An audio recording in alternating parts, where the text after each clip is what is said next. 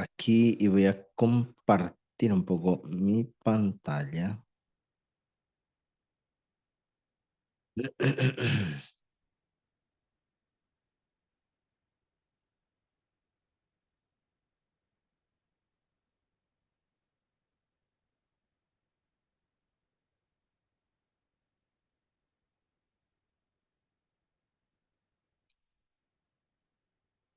Vamos.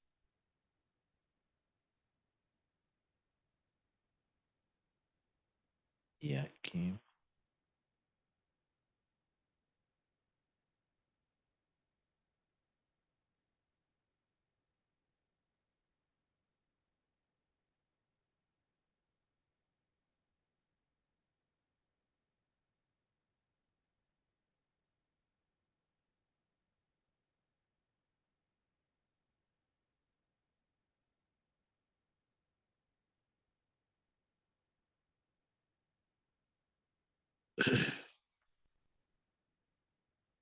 Ahí estamos entonces con nuestra lección de hoy.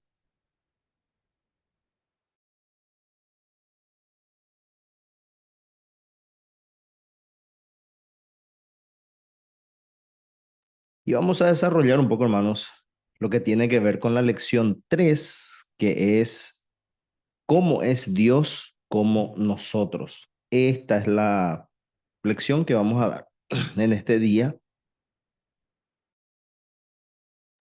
Y principalmente vamos a fijarnos un poco en los atributos comunicables de Dios, principalmente.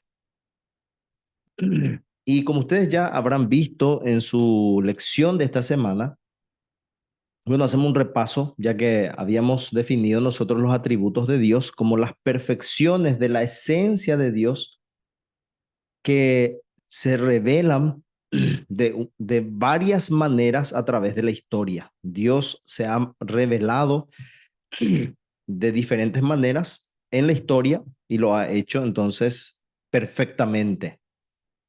Y los atributos incomunicables de Dios son las perfecciones de su esencia que lo hacen completamente diferente de su creación. Eso habíamos visto ya la semana pasada,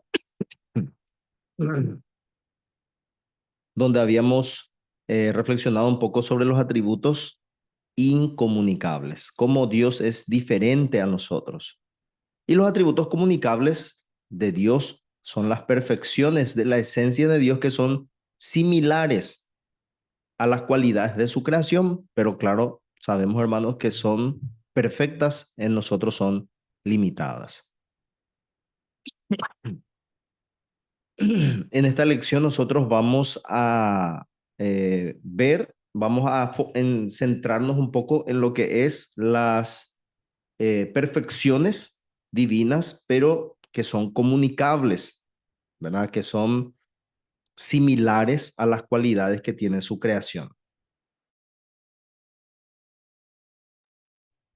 Vamos a ver algunos fundamentos bíblicos de esto.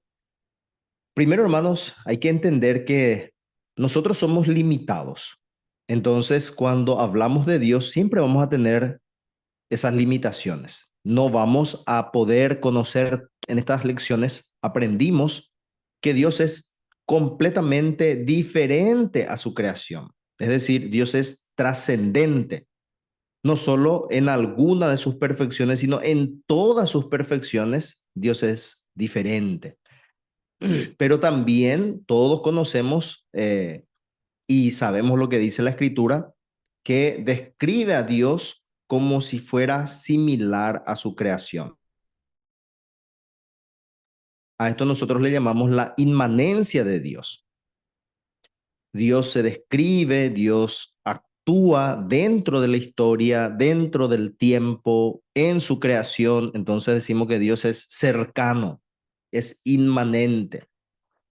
Y ahí vemos palabras que luego vamos a ver dentro de lo que son las confesiones históricas, como santo, justo, recto, bueno, fiel, amoroso, poderoso, se aplican tanto a Dios como a diversos aspectos de su creación.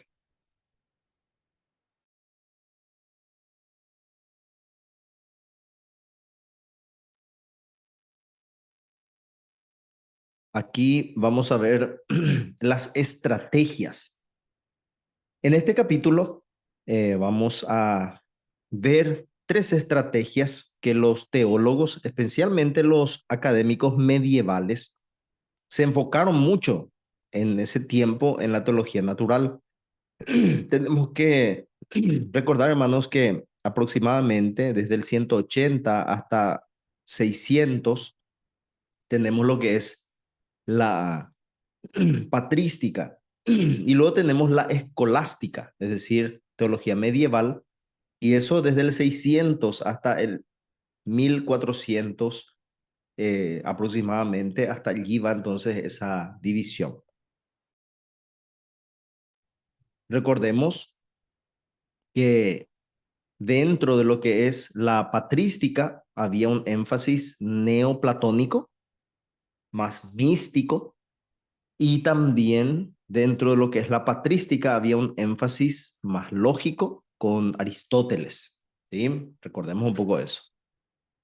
Pero en los últimos tiempos, así como los medievales se enfocaron mucho en la teología natural, aprender de Dios observando a la naturaleza sin tener en cuenta la escritura, también los protestantes, a partir de todo lo que es la teología protestante en adelante, para devolver, recordemos que esa es una reacción también a el olvido que había de la escritura, entonces la escritura vuelve a tomar esa centralidad, entonces se enfatizó la guía de la escritura, la necesidad de la escritura y la guía, ¿verdad? Especial de las escrituras que sirven como anteojos que aportan esa claridad a lo que Dios ha revelado en la revelación general. Lo vemos más claramente, lo vemos más de cerca, lo vemos como realmente es lo que, lo que está en la revelación general por medio de la revelación especial.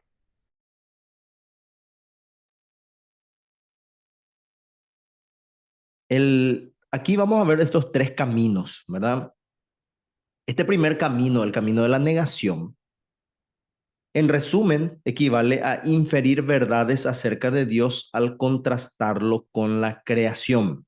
¿Sí? Hay un contraste entre Dios y la creación. Entonces, esto se hace una comparación, pero mostrando que lo que Dios es y lo que nosotros no somos. Entonces, este enfoque principalmente ayuda a ver los atributos incomunicables de Dios. Dios es santo, yo no soy santo. Dios es omnipresente, yo no soy omnipresente. La creación no es omnipresente. Dios es todopoderoso. En la creación no hay nadie que tenga todo el poder. Entonces, aquí hay un camino, ¿verdad? Que es el camino de la negación.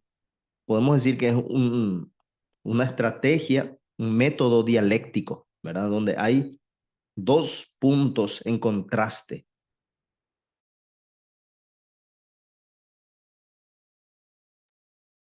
Y esto principalmente hace notar, nos damos cuenta allí lo que Dios es y lo que nosotros no somos. Ese es el camino para darnos cuenta de los atributos incomunicables de Dios. Pero tenemos también el camino de la causalidad. ¿Y qué es el camino de la causalidad? Acá es donde vemos cómo Dios es como nosotros al comparar las cosas buenas que Dios hizo. Es decir, cuando yo veo lo bueno que Dios hizo y lo bueno que nosotros podemos hacer, entonces ahí nos damos cuenta de aquellas cosas en las cuales nos parecemos, ¿sí? Y un ejemplo que han visto en su material, la experiencia común nos enseña que una pintura refleja las habilidades, emociones y pensamientos de su artista. Entonces, nosotros somos esa pintura y nosotros reflejamos las habilidades, ¿verdad? Las emociones y los pensamientos de Dios. No hay fin a las verdades que podemos aprender acerca de Dios notando las cosas buenas que Dios ha hecho, porque Dios ha hecho muchísimas cosas buenas y a través de esas cosas buenas que Dios ha hecho, es que podemos discernir cómo es Dios, ¿sí? Es el camino de la causalidad. Ahora, vemos aquí pasajes, por ejemplo, Isaías 10:17. Si puede buscar a alguien para leer, Salmo 18:2, Salmos 91:4, para leer, por favor, si alguien puede hacer.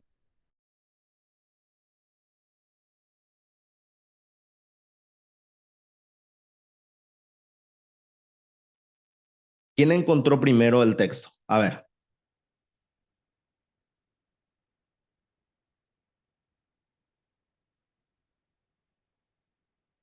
Yo encontré el de Isaías 10:17, pastor. Ok, adelante, hermana.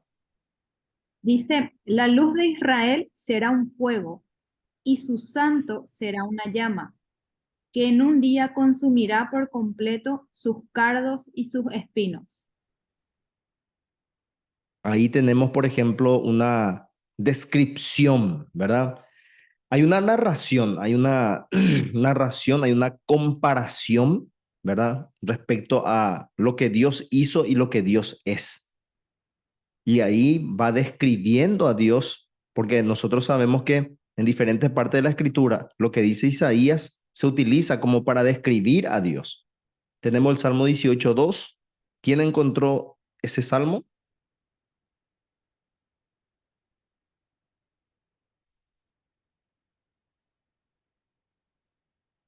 Salmos 18:2.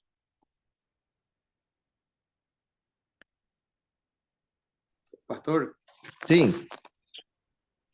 Salmo 18, versículo 2. sí. Y alguien puede buscar ya 91:4. Ok, Adelante, hermano. sí, versículo 2. Jehová, roca mía y castillo mío, y mi libertador, Dios mío, fortaleza mía, en él confiaré, mi escudo y la fuerza de mi salvación, mi alto refugio. Y aquí tenemos también una serie de descripciones de quién es Dios, ¿verdad? O sea, cómo se le describe a Dios a través de todas las cosas buenas que Dios hizo. Y aquí, por ejemplo, entonces tenemos, dice, Él es la roca, Él es un escudo, Él es castillo. ¿Se dan cuenta, hermanos, cómo este camino se utiliza para aprender acerca de Dios usando todas las cosas buenas que Dios hizo? ¿Sí? Dice roca, amparo, libertador, refugio, escudo, escondite. Entonces, son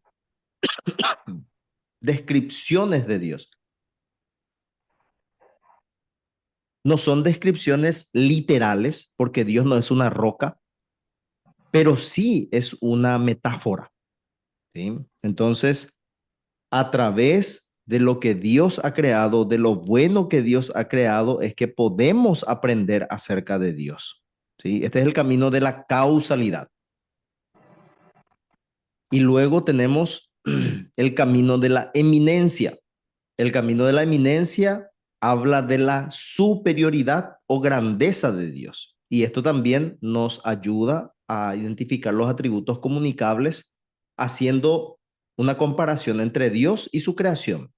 Pero eh, esto aquí tenemos que tener muy en cuenta de que cuando Dios es semejante a su creación, siempre Él es superior y mucho mayor que cualquier cosa que ha creado. Ahí, por ejemplo, podemos leer lo que está en Primera de Timoteo, Primera de Timoteo, capítulo 6,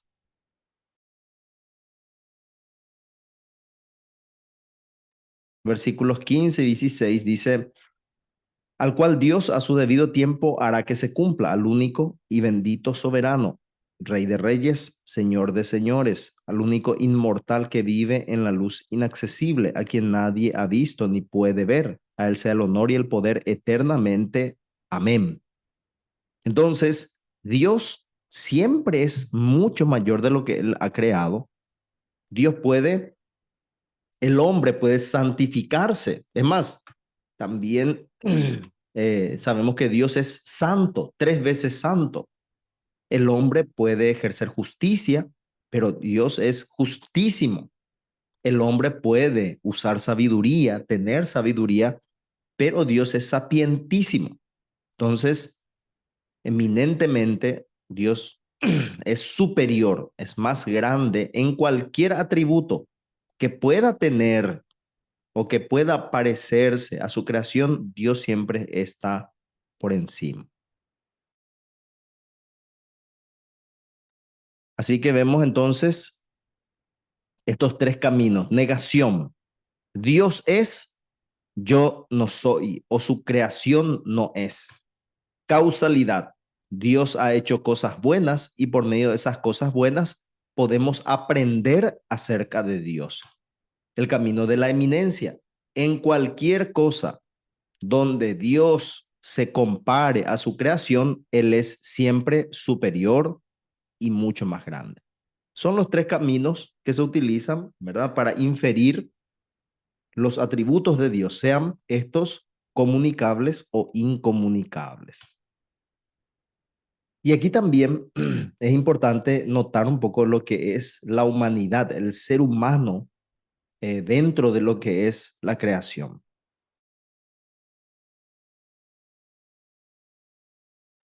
Y cómo el ser humano muestra también perspectivas sobre Dios, ¿sí? Enseña sobre lo que Dios es. ¿Qué es el ser humano? El ser humano es la corona de la creación y solamente eh, el hombre y la mujer son descritos como hechos a imagen y semejanza de Dios. Esto, por ejemplo, en un texto que yo creo que todos manejamos y conocemos, Génesis 1:26 dice: luego dijo Dios, hagamos al ser humano a nuestra imagen y semejanza. Entonces, el ser humano es diferente a toda la creación.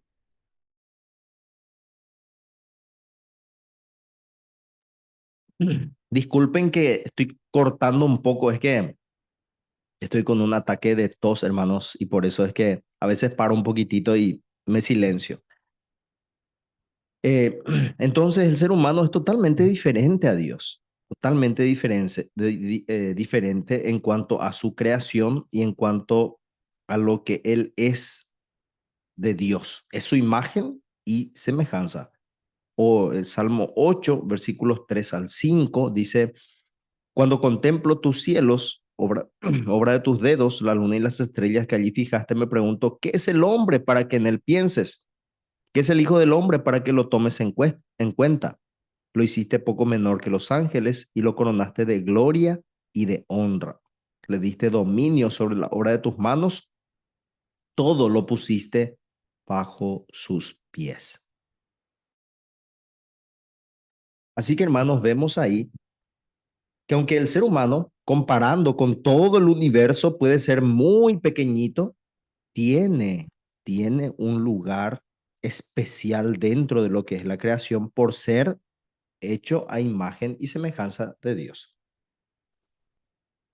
Entonces, ahí es donde podemos ver quién es Dios cuando comparamos con los seres humanos. Y hay 3 aspectos o 3 divisiones que podemos notar, que son el carácter intelectual que tiene el ser humano, ¿verdad? Inteligencia,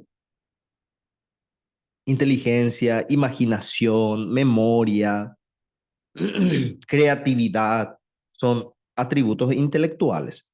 Hay un carácter volitivo también, porque el ser humano tiene voluntad para hacer, y así también el carácter moral del hombre, porque el hombre tiene esa noción de lo que es bueno y de lo que es malo.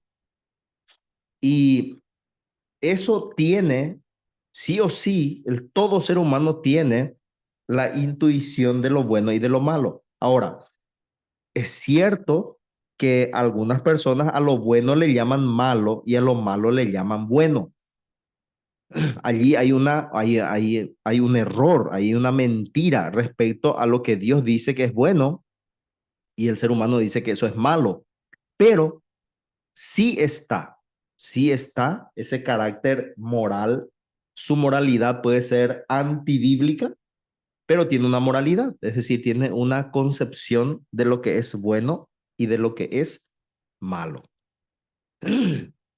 Entonces, esta perspectiva que hay sobre la humanidad respecto a la voluntad, la intelectualidad y la moralidad del ser humano es algo también que se ve dentro de lo que son los atributos de Dios, y también se puede dividir un poco lo que son, o sea, eso se plasma. Vamos a darnos cuenta cómo esto se tuvo en cuenta para poder hacer confesiones, ¿verdad?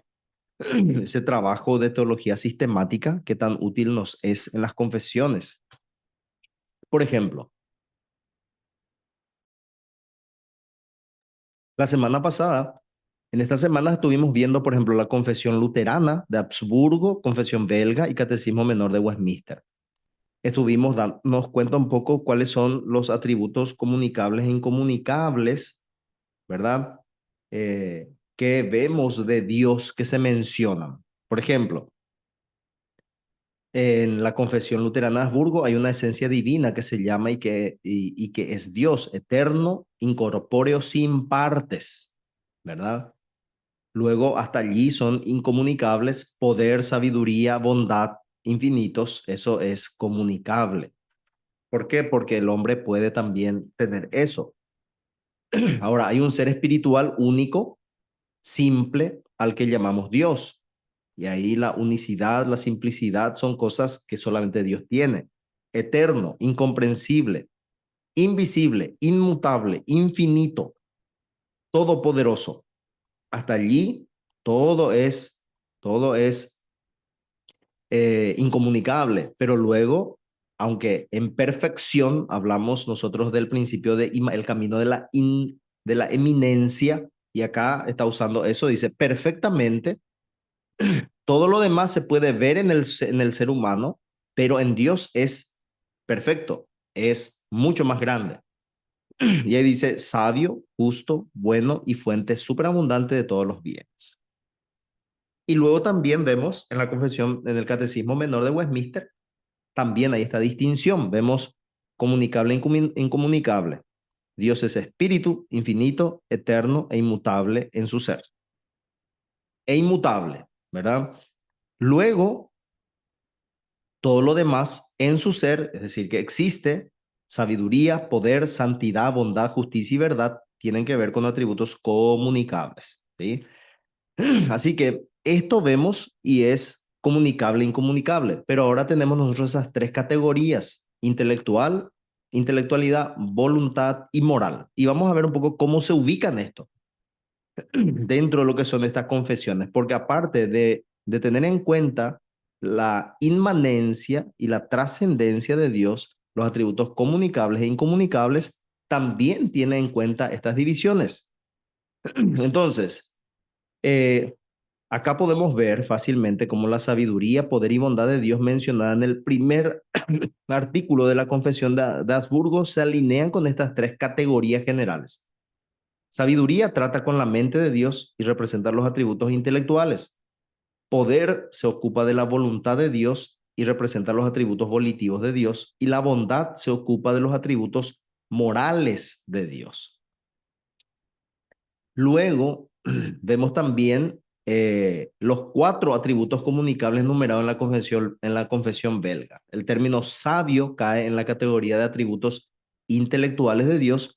Fuerte representan los atributos volitivos de Dios, y los términos justo o recto y bueno representan los atributos morales de Dios.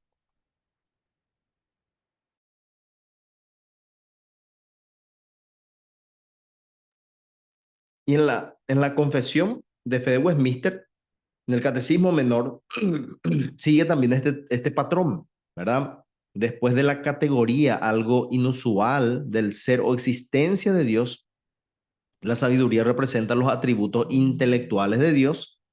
El poder representa los atributos volitivos de Dios y los atributos morales de Dios incluyen santidad, justicia, bondad y verdad. Así que vemos aquí como estos atributos comunicables que vimos anteriormente, ¿verdad?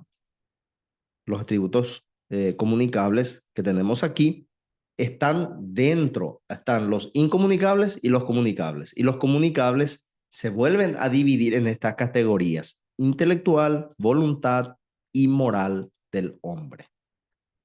Ahora, esto es muy importante, ¿verdad? Las implicaciones, las expectativas que nosotros tenemos de Dios.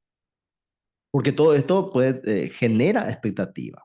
Es decir, si Dios es cercano a nosotros, si somos nosotros eh,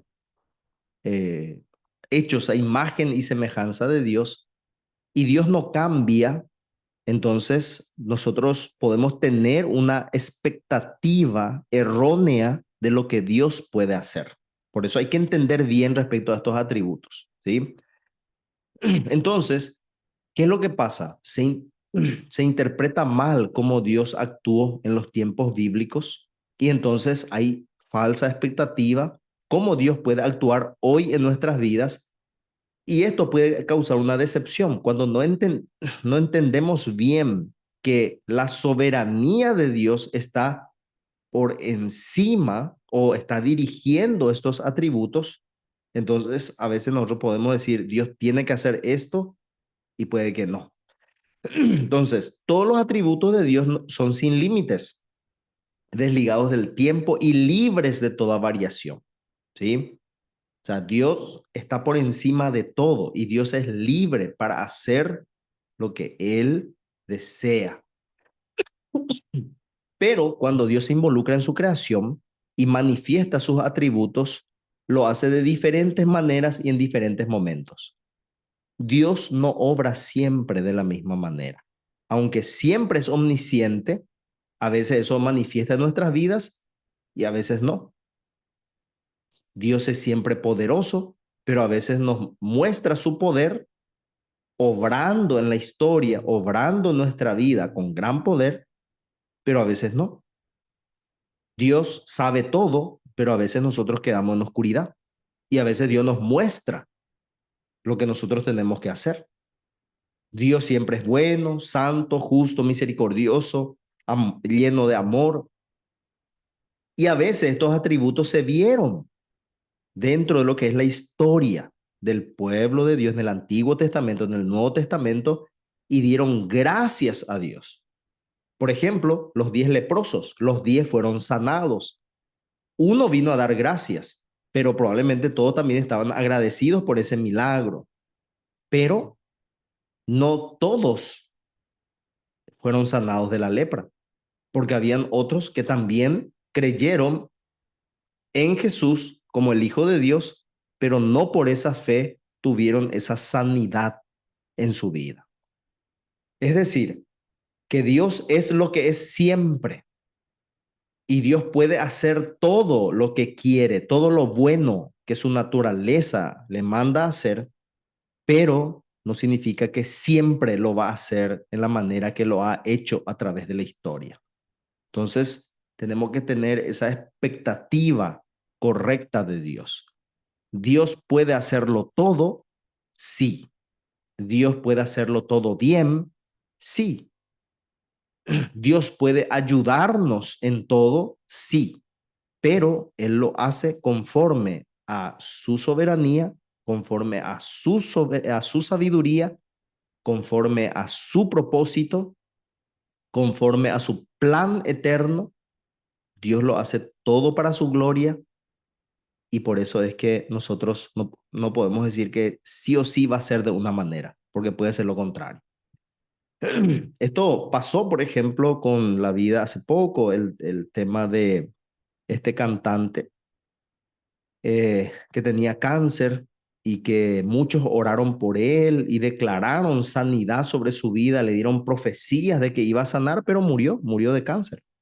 Entonces, ¿Dios es bueno? Sí, Dios fue bueno con él y siempre fue bueno, pero no significa que si sanó a otros, le iba a sanar también a él. Entonces tenemos que tener expectativas correctas respecto a Dios. Ahora, las escrituras en cuanto a la imitación de Dios. La Biblia nunca nos pide que nosotros seamos todopoderosos. La Biblia no pide que nosotros seamos omnipresentes, omniscientes. No, porque nosotros no podemos tener los mismos atributos incomunicables de Dios. Pero en la parte práctica, todo lo que tiene que ver con lo comunicable de Dios, entonces nosotros estamos llamados a hacer. Ahora, ¿debemos adorar a Dios por todas sus perfecciones? Sí, pero una y otra vez la Biblia nos invita a imitar los atributos comunicables de Dios. Y allí tenemos, por ejemplo, lo que es Lucas capítulo 6, versículo 36, que dice lo siguiente. Lucas 6:36, sean compasivos, así como su Padre es compasivo, sean misericordiosos, así como Dios es misericordioso. Eso, por ejemplo, respecto a lo que Dios pide. Asimismo, también en Efesios, en el capítulo 4, en el versículo 32 también hay un pedido. El versículo 32 dice, antes sean benignos unos con otros, misericordiosos, perdonándoos unos a otros como Dios también os perdonó a vosotros en Cristo. Es decir, imitar lo que Dios ha hecho. Y lo mismo también encontramos eso en Primera de Pedro, en el capítulo 1, versículos 15 y 16, que dice, sino como aquel que os llamó es santo, sed también vosotros santos en toda vuestra manera de vivir, porque escrito está, sed santos, porque yo soy santo. Entonces, somos llamados a imitar a Dios en los atributos comunicables, en todo lo que nosotros nos parecemos a Dios en un grado mínimo y Dios es en el grado máximo como semejanza de Dios, pero no somos nosotros obligados o no hay una exigencia, ni tampoco nos llama la escritura a ser o a poder hacer o parecernos a los atributos incomunicables de Dios. Entonces, vemos, ustedes han visto en su lección, y aquí hacemos esa conclusión de que Dios es como nosotros, ¿verdad? ¿Y cómo es como nosotros? Por medio de los atributos comunicables. También vimos los fundamentos bíblicos para este esfuerzo en formas en las cuales los autores siempre compararon a Dios con su creación, especialmente los seres humanos hechos a su imagen. El ser humano es alguien que es hecho a imagen y semejanza de Dios y lo que Él es y lo que Él puede hacer, allí vemos entonces esa imagen, esa semejanza a Dios. Ahora, también ustedes han visto perspectivas teológicas sobre los atributos divinos y ahí vimos nosotros principalmente lo que es esa trascendencia e inmanencia, los atributos comunicables e incomunicables y también vimos esa categoría respecto a la inteligencia, respecto a la voluntad y respecto a la moral. Y también, perdón, vimos cómo todo eso se usa en los documentos históricos. ¿Sí? Vimos cómo en estas confesiones, estos atributos comunicables, los incomunicables y también las perspectivas teológicas, entonces se utilizaron todo dentro de estos documentos históricos. ¿Se dan cuenta? O sea, ahí podemos darnos cuenta de todo el trabajo que hay detrás de estos documentos históricos que nosotros usamos y nos damos cuenta de la bendición que tenemos al tenerlos en cuenta para ir conociendo más a nuestro Dios. Hasta aquí entonces lo que es la clase. y pregunto si hay alguna consulta, algo que quieran mencionar, algo que quieran preguntar, hermanos.